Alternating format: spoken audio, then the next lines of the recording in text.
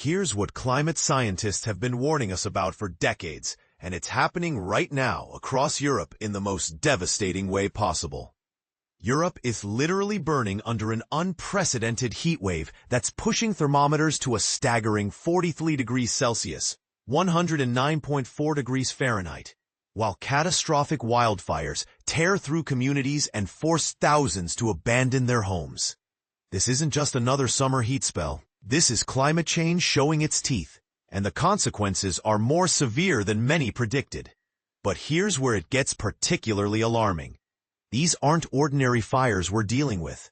In Spain's northwestern region, emergency crews are fighting desperately to protect Las Medulas, an ancient Roman mining site that holds UNESCO World Heritage status. The situation has become so critical that Regional Environment Minister Juan Carlos Suarez Quiñones openly admitted that firefighting operations face many difficulties due to scorching temperatures combined with brutal winds reaching 40 kilometers per hour, 25 miles per hour. What's truly terrifying is the phenomenon these extreme conditions have created, something called fire whirls.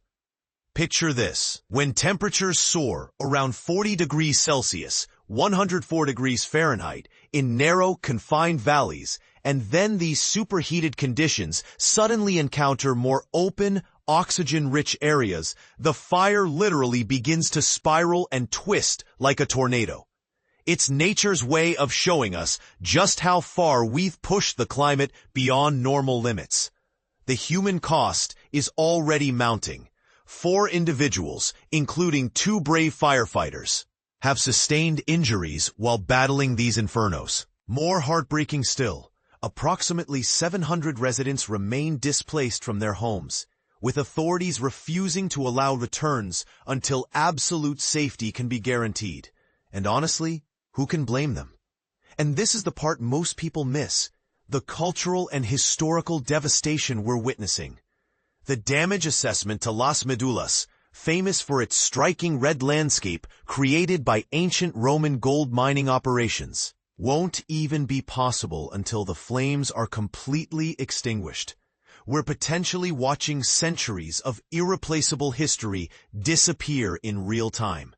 Meanwhile, Portugal's northern territories have deployed nearly 700 firefighters to combat a massive blaze that ignited Saturday in Trancoso, located roughly 350 kilometers, 200 miles, northeast of Lisbon. The scale of these operations should give anyone pause. This is warfare against the elements. But here's where it gets controversial. Are we finally witnessing the new normal that climate activists have been predicting? France certainly seems to think so. Météo France has issued red alerts, their most severe heat warning level, across 12 departments, anticipating exceptional temperatures stretching from the Atlantic coastline all the way to Mediterranean plains. Here's the kicker. This red alert system has only been activated 8 times since its creation in 2004, following a deadly summer that claimed thousands of lives. Agricultural climatologist Serge Zaka didn't mince words when speaking to BFM TV. Don't be fooled.